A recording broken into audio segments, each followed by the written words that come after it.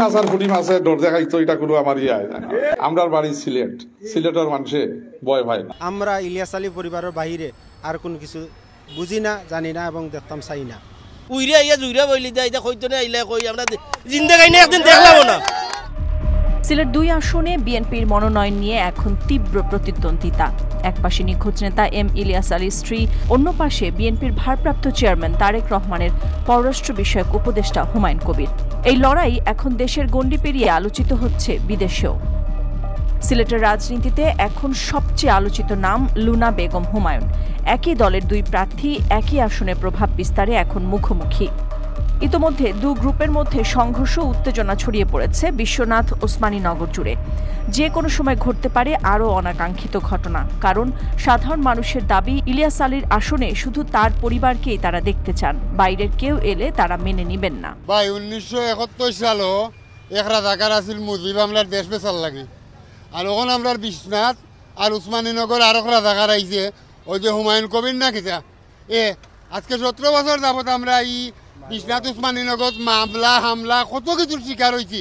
আমরা এক আশা আকাঙ্ক্ষা আমরা ইলিয়াস আলীর পত্নী বা সহধর্মিনী তাই আমরা এমপি হইতা, আমরা দুঃখ পাই আর সুখ পাই, এটা আমরা বিষয় না, ওটা হইলে আমরা মনের আশঙ্কা। এর মাঝে কুয়াইতে গিয়া ইয়া আরি হুমায়ুন কবির নামে এগুয়া ইয়া আরি কইতা কি নাজি লই গেছে। তারেক রহমান সাহেব একজন বিবেকবান মানুষ, তাই বিবেক কইরা আমরা দেওয়া লাগবা।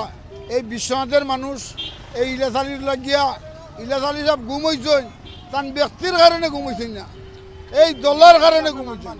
হ্যাঁ কি হুমায়ুন কবির কিতা হুমায়ুন কবির ইলিয়াস আলী না ছাড়া এই বিশ্বনাথের মানুষ উসমানীনগরের মানুষ বুঝে না, বুঝেনি। বিএনপি মহাসচিব মির্জা ফখরুল ইসলাম আলমগীর সম্প্রতি ঘোষণা দেন হুমায়ুন কবির সিলেট থেকেই নির্বাচন করবেন।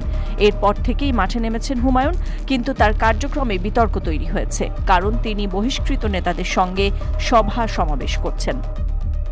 বিএনপির হাইকমান্ড মির্জা ফখরুলের বা রিজভী আহমদের নির্দেশনায় দলের নিয়ম নীতি ভঙ্গ করার কারণে ওদেরকে বহিষ্কার করা হয়েছে। অর্থাৎ এরা এখানে বৈধ কোনো বিএনপির ক্যান্ডিডেট না, ওরা এখানে আমি বিএনপির বলে মনে করি না। অন্যদিকে ইলিয়াস আলীর স্ত্রী তাহসিনা রুশদি লুনা এখনও মাঠে জনপ্রিয়। তৃণমূলের একাংশ বলছে ইলিয়াস আলীর ত্যাগের প্রতীক এই আসনে তার পরিবার ছাড়া অন্য কাউকে তারা দেখতে চান না। 17 বছর ধরে দেখলাম যে ইলিয়াস আলী পরিবারের ইলিয়াস আলীর সহধর্মিনী বেগম তাসলিনা রুশদি লুনা ম্যাডাম দীর্ঘ সময় নেতাকর্মীগুলোর লগে আসলা, বিভিন্ন সময় সহযোগিতা যা লাগে তাই সবসময় সহযোগিতা করছেন।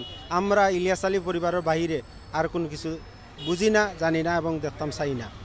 দেখো 12 মাস আমরা খাইছি শুটকির চাটনি আলু ভর্তা, ওটা দিয়ে খাইয়া আমরা নুনা ম্যাডামে আমরা ও পর্যন্ত লইয়া তাই নাচইন অঙ্কু আইও বোয়াল মাছের ওটা খাইবা লাগে অঙ্কু তুমি দই দই তো নাই তো সব কিছুর একটা জিনিস আছে না নি।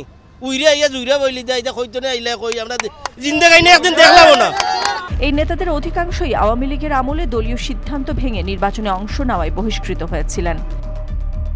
অনেকে আওয়ামী প্রার্থীর ঘনিষ্ঠ বলেও অভিযোগ রয়েছে। ফলে স্থানীয় বিএনপি নেতৃবৃন্দ বলছেন এদের সঙ্গে মঞ্চে দাঁড়িয়ে হুমায়ুন কবির দলের শৃঙ্খলা ভঙ্গ করেছেন। এদের বেশিরভাগই কিন্তু বিভিন্ন নির্বাচনে অংশগ্রহণ করার কারণে এবং বিভিন্ন ধরনের সাংগঠনিক বিভিন্ন দুর্বলতার কারণে তারা বহিষ্কৃত। এদের অনেকেই বেশিরভাগ যারা নেতৃত্ব দিয়েছেন তাদের বেশিরভাগই, আমি নাম বলতে চাই না, তারাও শ্রদ্ধেয় ব্যক্তিত্ব, কিন্তু সংগঠন থেকে তো তারা বহিষ্কার। এটা তো তাসলিনা রুশদি লুনা বা উপজেলা বিএনপি বহিষ্কার করে নাই, বহিষ্কারটা করেছে কেন্দ্রীয় বিএনপি। তাদের বহিষ্কার সে কোনো প্রত্যাহার হয়নি। আমরা যে এর মধ্যে একজনের দেখেছি এমনও তৃণমূল বিএনপি থেকে 2024 সালের 7 জানুয়ারি ইলেকশন করেছেন এমন প্রার্থীও ওনার সাথে আছেন, এগুলোও আমরা দেখছি। তো এগুলো দেখলে তো স্বাভাবিক নেতাকর্মীদের একটা প্রতিক্রিয়া হবেই।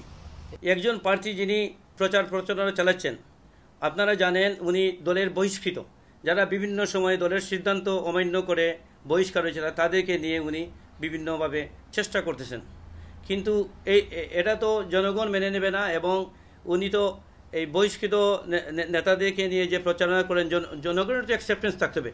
জনগণের যদি অ্যাকসেপ্টেন্স না থাকে তাহলে তো উনি তো এই আসনে এই প্রতিদ্বন্দ্বিতা করতে পারবেন না। আর এখানে সবচেয়ে জনপ্রিয় নেত্রী আমাদের তাসলিনা রুশদি লুনা ভাবি রয়ে গেছেন। একই দলের 2 প্রার্থীর টানাপোড়েন, বহিষ্কৃত নেতাদের প্রত্যাবর্তন, সব মিলিয়ে সিলেট 2 আসন এখন টক অব দ্য কান্ট্রি। রাজনৈতিক বিশেষজ্ঞদের মতে এই আসনেই বিএনপির ভবিষ্যৎ ঐক্যের পরীক্ষা হতে যাচ্ছে। নিউজ ডেস্ক, সারা বাংলা।